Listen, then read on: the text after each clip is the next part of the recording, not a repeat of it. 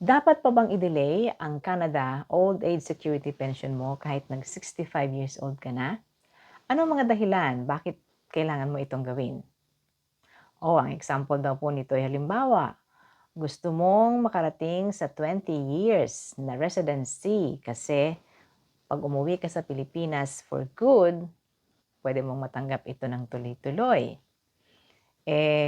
Tumataas ang pensyon mo habang ikay naghihintay ng 20 years, mararating mo pa yung goal mo na 20 years. Beneficial ba ito, guys? O mas mabuti na lang yung kunin na kaagad-agad at 65 years old? Yan ang topic natin ngayon, kaya stay tuned. Hello everyone, si Ate Manchi po ito and welcome back to another episode ng ating YouTube, ang Manchi's Philcan Live. Salamat sa inyo na palaging nanonood. Salamat sa inyo na mahilig sa topic na about old age pension and other pensions in Canada. Kasi talagang meron po nito pag kayo ay dumating sa tamang edad. So, sa inyo na mga nakasubscribe na, thank you very much. At kung hindi pa, please click the subscribe button, like and share. Pwede rin kayong maging channel members at ma-shoutout ko palagi every time na tayo ay merong video. What to do, just click the join button below and then follow po kung ano ang instructions ng YouTube. And in that note, gusto ko nang pasalamatan ng ating mga channel members.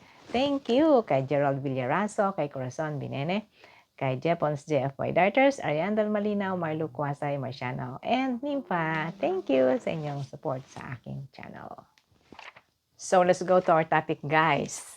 Sino nga ba nakaimbento ng pagde-delay ng old age security pension? Nag-iisip tuloy tayo ngayon, i-delay ko ba o hindi? Ayan. Ang old age security pension, guys, ay isang lifetime na monthly pension na ibinibigay sa bawat seniors 65 years old and above dahil sa paninirahan sa Canada. From 10 years, qualified na, partial, hanggang 40 years, full. Full amount po is 40 years ng paninirahan sa Canada mula sa edad na 18 anyos ang binibilang. Nakailang taon na ho ba kayo? Ayan. At ang tanong natin ay, i-delay nyo pa ba? Meron na po akong ginawang isang video about old age security pension at salamat sa inyo na mga nanood. Ang dami po ng nagka-interest sa video na yon.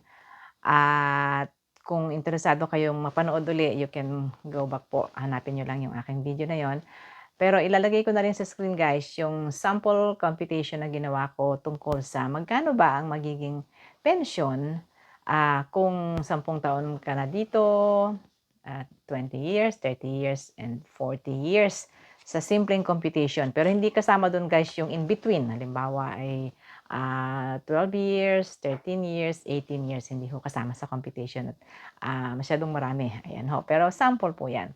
At doon din ay marami pong nag-comment na ang sabi ay kukunin na agad ang pension. Hindi na patatagalin pa para mapakinabangan na. Ano ho. So, anyway. So, today, ang ating topic ngayon po ay yung option na pwede mong i-delay ang iyong pension. For what reason? Isa na nga po sa binanggit ko sa inyo kanina ay kung gusto mong marating yung 20 years at madala mo ang pension mo abroad, outside Canada or nasa Pilipinas ka nag-retire. Ano ho? At here, I have 2 important points po na gustong sabihin sa inyo about this topic. Number 1, starting later your pension ay magtataas pa or madadagdagan, magi-increase ang inyong pension by 0.6% per month. In 1 year, aabutin ng 7.2% in 1 year. So, tataas ng maliit lang, pero tataas kung inyong i-delay. Ano ho? Pero another important point po, ang old age security pension ay requirement para sa GIS, ang Guaranteed Income Supplement, another benefit na generously ibinibigay po ng Canada sa mga maliliit ang kita, maliliit ang income ng mga senior citizens ng Canada. So, dahil requirement ng old age pension for the GIS, kung kukuha ka, kung sa palagay mo ay qualified ka sa GIS, dapat kunin mo na agad ang iyong old age security pension. Ano ho? Yun. So, dalawang bagay. Tataas pag hindi mo kinuha. Pag hindi mo naman kinuha, hindi ka makaka-apply sa GIS. So, ano ang mga benefits? Bakit ba merong nagde-delay ng kanilang pension? Okay.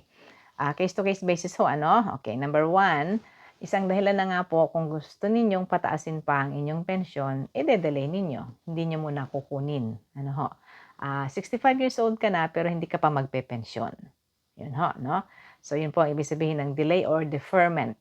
Kasi kung nagpe-pension ka ng old age at ang laki ng iyong income, i-clawback din po yun. Kukunin din uli, babawiin din po ng Canada.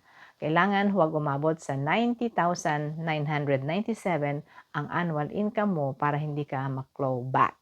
Yun. So, bali wala pag na-clawback, di ba? Nag-pension ka nga tapos babawiin din naman.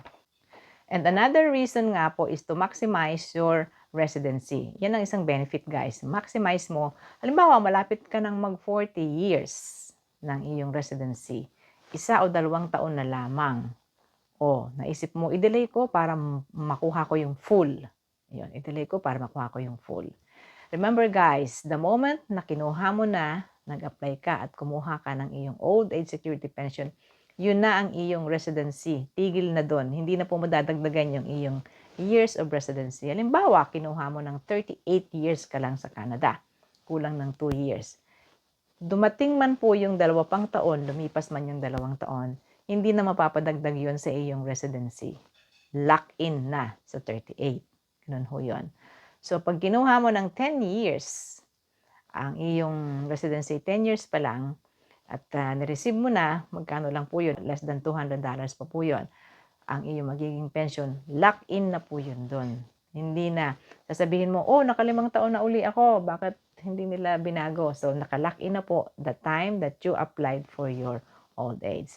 So, another reason ay ang pahabain mo ang iyong years of residency para tumaas yung iyong bracket. Diyan din pumapasok guys yung sinasabi ko kanina pa sa introduction ko na gusto mong maging 20 years ang iyong residency, nakaka-18 ka pa lang, palipasin mo ang 2 taon at pwede mong madala sa ibang bansa ang iyong pensyon na tuloy-tuloy. But anyway, I have another point na gustong i-raise dito guys. Ang Pilipinas po at Canada ay merong pension agreement, security agreement na ganyan tungkol sa pension. At ang paninirahan mo sa Pilipinas ay pwedeng idagdag to complete the 20 years. So, okay lang. Ate, 18 years, pwedeng dagdagan na lang. Tumira ako sa Pilipinas ng matagal na panahon. Okay. Pero, sa computation guys niyan ay hindi kasama yung 2 years na dinagdag sa'yo na pagtira mo sa Pilipinas. Walang kasamang pensyon yon kasi 18 years ka lang tumira. Konsiderasyon, binigyan ka ng 2 years, okay, pwede mo nang makuha outside Canada habang nasa Pilipinas kasi tumira ka sa Pilipinas. Pero ang actual na pagtira mo dito ay 18 years lang. Yun lang yung computation ng pension mo, 18 years. Yun ho, example natin yun guys, ano? So, dagdagan man ng residency in the Philippines, walang katapat na pension yung 2 taong dinagdag or 3 taon kung ilang taon yung dinagdag sa inyo. Yun po ang paliwanag doon. Kaya isang benefit pa rin ng pagde-delay ng pension ninyo ay kung gusto nyong marating yung number of years na gusto nyong marating. It makes sense to delay your old age pension sa mga dahilan na malusog pa, mahaba ang lifespan ng inyong family, sa palagay nyo tatagal pa. Ikalawa ay kung you are still working at malaki pa ang iyong income, natural nga po, mako-clawback. Kaya it makes sense na hindi ka muna kumuha ng inyong pension kung mayroon ka pang malaking income. Another thing could be, gusto mo munang mag-withdraw ng iyong mga RRSP and other investments. Ang RRSP po, kapag withdraw ay magiging income. Kaya mag-withdraw ka ng RRSP mo sa mga taon na mababa ang iyong income. So, during the time na hindi ka pa nagkiklaim ng iyong old age pension, ay pwede kang mag-withdraw ng RRSP. So, those are some of the reasons kung bakit it makes sense na i-delay ang pension. Ano naman yung mga dahilan para hindi ka magpa-delay? Siyempre po, unang-una, gusto mo nang kunin yung benefit mong yan, magkapera na. Ang sabi ninyo sa maraming mga comments ng ating mga viewers, ay, pakinabangan na natin kaagad. May enjoy mo na kaagad ito. Kahit magkano lang, ay natatanggap mo na. Anyway, lumalaki naman. From time to time, nagko-compute po sila ng inflation rate o nag-i-increase po ang pension ninyo. Yun, so sabi nila, tanggapin na natin, kunin na natin. Yan. Number 2 reason, para hindi na i-delay, ay para ma-qualify kayo sa GIS. Or kung sa palagay ninyo ay kayo ay qualified sa GIS kasi maliit lang ang income ninyo, ay dahilan yan para no more delay ate, no more delay. Okay. At saka guys, ang old age pension po ay hindi kasama sa computation ng threshold for the GIS. Isa pang dahilan ng pagkuha na kaagad ng pension ay kung gusto mong i-preserve yung mga savings mo, kung may kaunti kang savings, ayaw mo nang galawin ito for later, at ginagastos mo na ay ang iyong old age pension. Or otherwise, sinesave mo pa ang iba mong pension. Pwede ho yung dahilan kung bakit kunin na ang pension. So, parehong may benefit guys, yung pagde-delay at saka yung pagkuha na ngayon na at age 65. So, yun ho, saan kayo? Delay or not delay? Delay or get it now? Heto na guys, how will I delay my old age pension? Okay. There are two ways. Ang isa ay huwag ka munang mag-apply. Ibig sabihin, wala kang application. Delayed. Hindi ka pa nag-a-apply. Another way ay kung kayo sinulatan na po at sinabing kayo ay naka-enroll na, then pwede kayo mag-open ng inyong My Service Canada account. Ilalagay ko po sa description box yung link para pwede kayo doon na magsimula. Mag-open kayo ng My Service Canada account and then nandun po ninyo makikita yung how to apply to your old age, pati po GIS nandyan din. So, apply to your old age and then merong mga portion dyan na delay. Pwede kayong maglagay ng petsa, pwede rin hindi kayo maglagay ng petsa. Later on yung ilagay ang petsa. So, apply or delay online. Andyan ho yan lahat. Andyan po yan lahat, guys. At kung meron po kayong question sa mga pag-apply, you can ask the Service Canada. Pwede kayong pumunta sa office ng Service Canada or you can call them. Ipa-press ko guys sa screen ang hotline, ang 1-800 number ng Service Canada para sa inyong mga katanungan sa kanila. Oh, by the way guys, during your deferment days, during your deferment period, hindi po ninyo makukuha yan na retro payment. Kung naglagay kayo ng petsa na nagpa-delay kayo ng 1 taon or 2 taon, yung mga petsang yon na nakasulat ang mga petsa doon, hindi po ninyo makukuha na retro. Kasi pwede ho kayo makakuha ng retro, yung back pay sa loob ng 11 months. Kung nakalimutan nyo lang pong nag-apply, halimbawa 66 na kayo, ay hindi pala ako nag-apply. Pwede pong mag-apply ka ngayon at kunin mo yung 11 months. Hanggang 11 months lang po ang maximum na may bibigay nila sa iyo. Ayan.